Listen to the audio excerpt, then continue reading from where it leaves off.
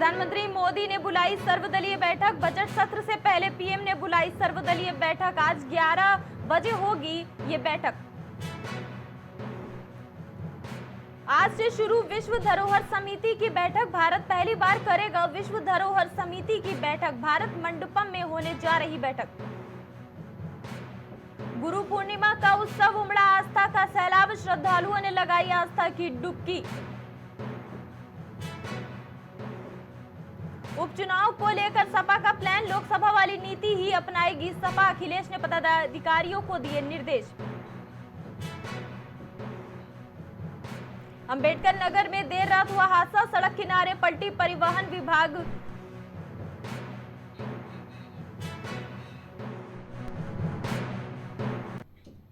नमस्कार, आप देख रहे हैं प्राइम टीवी और मैं हूं आपके साथ जेबा अली। वक्त हो गया है कुछ प्रमुख खबरों का।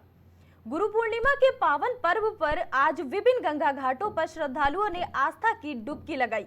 इस दौरान प्रयागराज, अयोध्या, कानपुर और वाराणसी में गंगा घाटों पर स्नान कर मंदिरों में पूजा की गई। साथ ही गुरु पूर्णिमा के अवसर पर यूपी के मुख्यमंत्री सीएम योगी ने गोरखपुर स्थित गोरखनाथ मंदिर में विशेष पूजा अर्चना की है। इसके अलावा विभिन्न गंगा घाटों और मंदिरों में भक्तों की भीड़ देखने को मिल रही। इस दौरान वहां सुरक्षा व्यवस्था के कड़े इंतजाम किए गए और अपनी मनोकामना को लेके माँ गंगा से और अपने गुरुओं को याद करके यही कामना करेंगे कि माँ गंगा और हमारे गुरु हमको सफलता दें। और जो बच्चे यहाँ तैयारी कर रहे हैं उनको जरूर सफलता मिलती है। माँ गंगा के गोद में आने बाद कोई भी बच्चा निराश नहीं जाता, उसे सफलता जरूर मिलती है।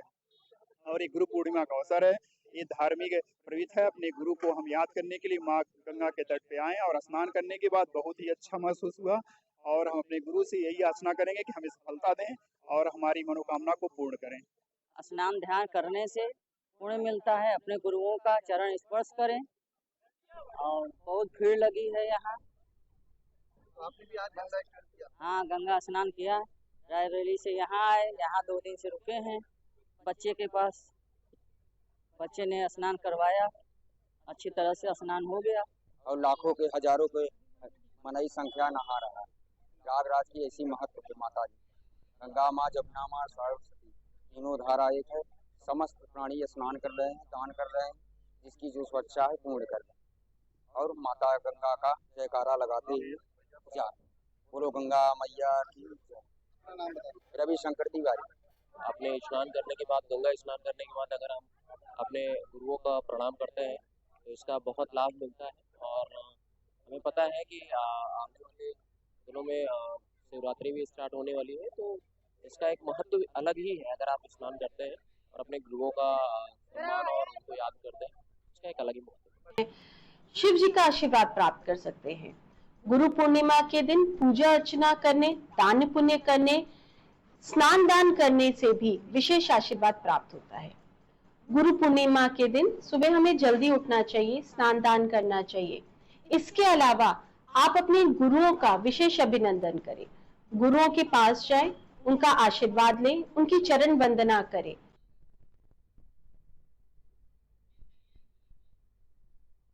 जी, आपको बता रहे हैं गुरु पूर्णिमा का पर्व आज है। इस मौके पर विभिन्न गंगा घाटों पर भीड़ देखी गई। गुरु पूर्णिमा के पावन पर्व पर आज विभिन्न गंगा घाटों पर श्रद्धालुओं ने आस्था की डुबकी लगाई है। इस दौरान प्रयागराज, अयोध्या, कानपुर और वाराणसी में गंगा घाटों पर स्नान कर मंदिरों में पूजा की गई। साथ ही गुरु पूर्णिमा के अवसर पर यूपी के मुख्यमंत्री सीएम योगी ने गोरखपुर स्थित गोरखनाथ मंदिर में विशेष पूजा अर्चना की है। आपको बता दें, इसके अलावा विभिन्न घाटों और मंदिरों में भक्तों की भीड़ देखने को मिल रही। इस दौरान वहां सुरक्षा व्यवस्था के कड़े इंतजाम किए गए हैं, जिसकी तस्वीरें आप इस टीवी स्क्रीन पर देख पा रहे हैं। आपको बता दें, यूपी में गुरु पूर्णिमा पर सीएम योगी आदित्यनाथ ने गोरखनाथ मंदिर में गुरु गोरखनाथ की प्रतिमा की पूजा अर्चना की है। अयोध्या में भी बता दें आपको कि गुरु पूर्णिमा पर लाखों भक्त पहुंचे। यहां सुबह से ही सरयू पर स्नान चल रहा है। काशी और प्रयागराज में भी श्रद्धालुओं की भारी भीड़ उमड़ी है।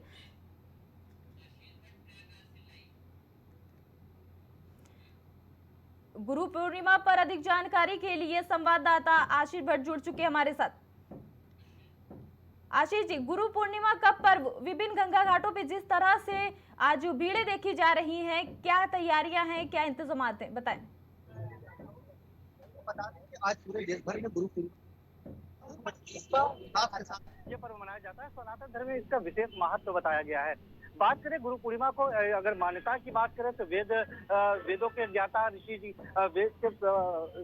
वेद मुनि व्यास जी के माना जाता है। उनके लिए इनके जन्म उत्सव के तौर पे ये जो गुरु पूर्णिमा का पर्व मनाया जाता है। और बात करें प्रयागराज की तो सुबह से ही यहाँ पे अगर हम बात करें संगम नगरी संगम तक की, तो वहाँ सुबह से ही श्रद्धालु का तांता लगा है और स्नान ध्यान कर रहे, क्योंकि मान्यता है कि आज के दिन जो गंगा स्नान करके या पवित्र नदियों में स्नान ध्यान करके जो भी अपने गुरु आराध्य की पूजा अर्चना करता है, उनसे जो भी मानता है तो वो जरूर पूरी होती है। तो आज सुबह से ही ये सिलसिला जारी है और तमाम, चाहे मठ की बात कर ले, चाहे मंदिरों की बात कर ले, तमाम जगह पूजा अर्चना का सिलसिला जारी है और हर तरफ गुरु की आराधना चल रही है। और जब बात करके प्रयागराज की, क्योंकि धर्म और आस्था की नगरी है, तो कहीं ना कहीं यहाँ पर अक्सर तस्वीरों में देखती हो कि कोई भी पर्व होता है तो उसको बड़ी उत्साह उल्लास के साथ मनाया जाता है।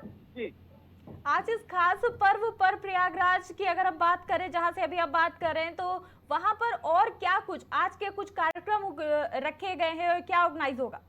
देखिए, अभी हम बात करें तो अभी हम प्रयागराज में किन्नर अखाड़े के पास है और किन्नर अखाड़े में हम यहाँ पे अगर हमारे पीछे आप देखना चाहेंगे तो पीछे अभी तैयारियां चल रही हैं। जिस तरीके से यहाँ पे कुछ म्यूजिशियन बैठे हैं, कुछ ही देर में यहाँ पे भजन कीर्तन का काम शुरू हो जाएगा।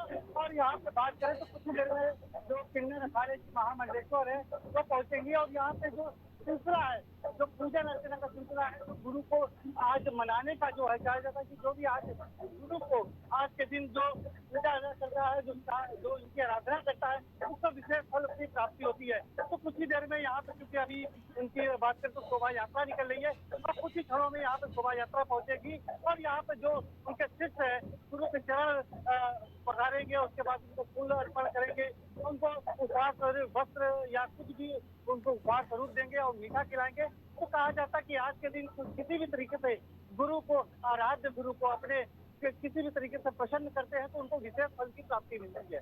जी, मैं आपसे कहना चाहूंगी, इस पर्व पर जो वहां पर आपके पीछे भीड़ें दिख रही है, गुरु पूर्णिमा का आज पावन पर्व है, तो इस पर श्रद्धालुओं में क्या कुछ उत्साह है, उनसे बात करने की कोशिश करें।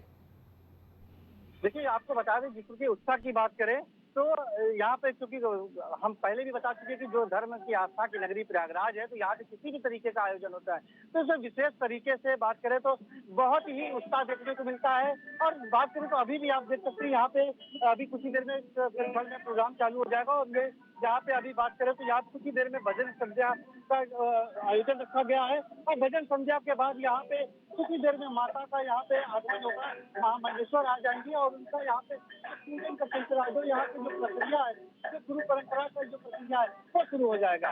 जी जी, बहुत बहुत शुक्रिया इस खबर पर हमारे साथ जुड़ने के लिए। तो गुरु पूर्णिमा का पर्व आज आप देख पा रहे हैं टीवी स्क्रीन पर कि किस तरह से गंगा घाट पर, यहाँ पर सभी घाटों पर किस तरह से पब्लिक उमड़ रही है और आस्था की डुबकी लगा रहे।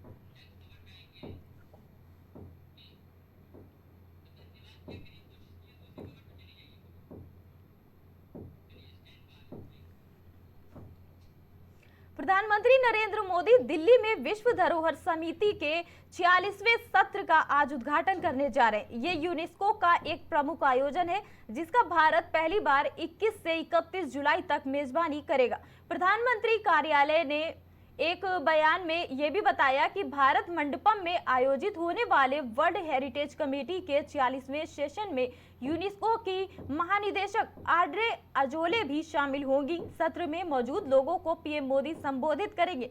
इस बैठक में 150 से अधिक देशों के 2000 से अधिक प्रतिनिधि शामिल होंगे। प्रधानमंत्री ने सोशल मीडिया मंच एक्स पर एक पोस्ट में कहा कि विश्व धरोहर समिति के 46वें सत्र का ये आयोजन विरासत को संरक्षित करने के तरीकों पर विचारों के आदान प्रदान के लिए एक महत्वपूर्ण मंच है।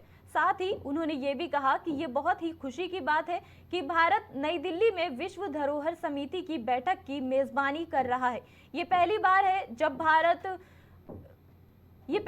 है कि जब हमारा भारत इस समिति की मेजबानी कर रहा है।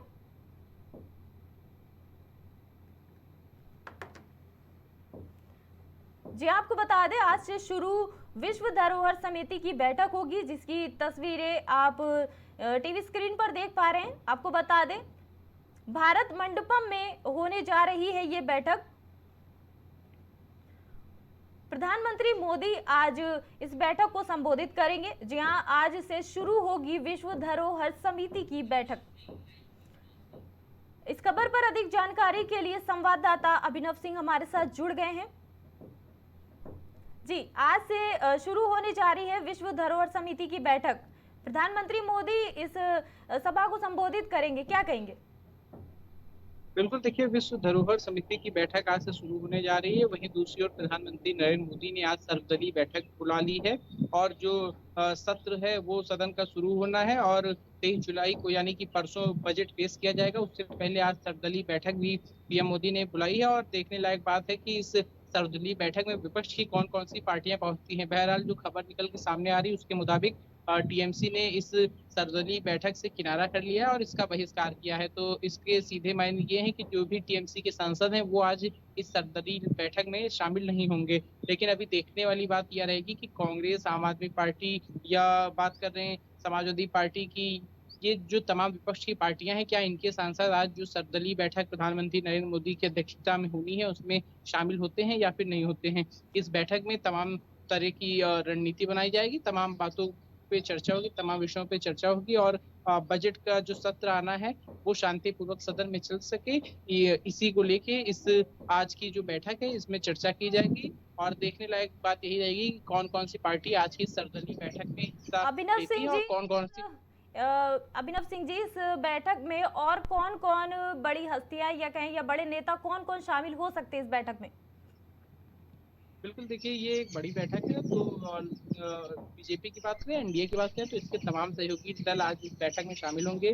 प्रधानमंत्री नरेंद्र मोदी खुद इस बैठक में रहेंगे। इसके अलावा गृह मंत्री अमित शाह रहेंगे, रक्षा मंत्री राजनाथ सिंह रहेंगे, नीतीश कुमार भी इस बैठक में पहुंच सकते हैं। इसके अलावा चंद्रबाबू नायडू पार्टी के कई सांसद इस बैठक में मौजूद हो सकते हैं। इसके अलावा बात करें तो चिराग पासवान भी इस बैठक में आज मौजूद हो सकते हैं और भारतीय जनता पार्टी, एनडीए के तमाम सहयोगी दल के बड़े नेता और उसके अलावा जो विपक्ष के भी कई पार्टियों के नेता जो है वो आज शामिल हो सकते हैं। और देखने लायक बात रहेगी कि विपक्ष के कितनी पार्टियों के जो नेता हैं वो आज इस बैठक में जी। पहुंचते हैं और कौन कौन सी पार्टियां आज की इस बैठक से किनारा करती है। बहरहाल जो टीएमसी है उसने अभी इस बैठक से किनारा कर लिया है और इस बैठक से बहिष्कार की उसने बात कही है और टीएमसी के कोई भी सांसद आज इस बैठक में नहीं जा रहे हैं। इस बैठक के जरिए लगातार एक शांति का मैसेज दिया जाता है कि सदन किस प्रकार से बिना किसी बाधा के चल सके, इसीलिए ये पहले से बैठक बुलाई जाती है। 23 जुलाई को बजट पेश होना है और उससे पहले आज ये सर्वदलीय बैठक जो प्रधानमंत्री नरेंद्र मोदी की अध्यक्षता में बुलाई गई है, यह काफी अहम बैठक है। और अब से कुछ देर बाद करीब 11:30 बजे का वक्त है जब यह बैठक शुरू होगी और एक एक करके जो तमाम पार्टियों के बड़े नेता हैं, सांसद हैं, वो इस बैठक में पहुंचना शुरू होंगे। हालांकि समाजवादी पार्टी के अध्यक्ष अखिलेश यादव खुद भी इस वक्त दिल्ली में उपस्थित है, लेकिन क्या वो इस बैठक में जाएंगे या नहीं जाएंगे, ये एक बड़ा सवाल है और देखने लायक रहेगा कि समाजवादी पार्टी के सांसद इस बैठक में जाते हैं या नहीं जाते। हालांकि विपक्ष की तमाम पार्टियां हो सकता है इस बैठक से किनारा करती हुई नजर आए। जी, तो कह सकते हैं कि विपक्ष इसमें शामिल होगा ये या नहीं शामिल होगा, ये आने वाला वक्त बताएगा और इस बैठक जैसे जैसे आगे बैठक चलेगी उसमें पता चलेगा। ताज़ा अपडेट के लिए आप जरूर बने रहिएगा हमारे साथ। अभी के लिए अभिनव जी, इस खबर पर जुड़ने के लिए आपका शुक्रिया।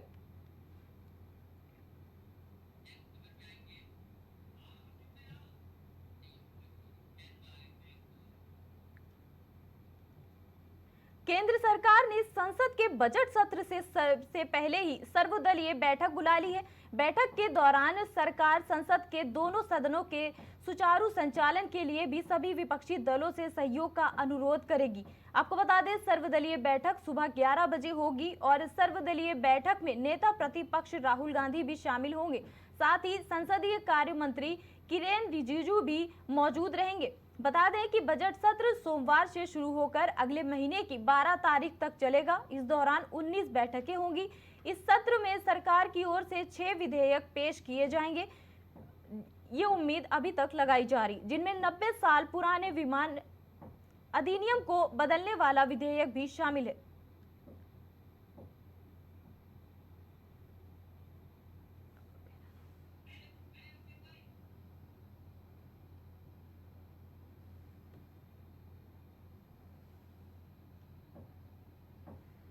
जी हाँ, आपको बता दें संसद का बजट सत्र सोमवार से शुरू होने जा रहा है। इससे पहले सरकार ने रविवार को सर्वदलीय बैठक बुलाई है। बैठक के दौरान सरकार संसद के दोनों सदनों के सुचारू संचालन को सुनिश्चित करने के लिए भी सभी राजनीतिक दलों से सहयोग मांगेगी। संसद का बजट सत्र सोमवार से शुरू होगा और मंगलवार को वित्त मंत्री निर्मला सीतारमण लोकसभा में केंद्रीय बजट 2024-25 पेश करेंगी। प्रधानमंत्री नरेंद्र मोदी सरकार के तीसरे कार्यकाल का ये पहला बजट होगा।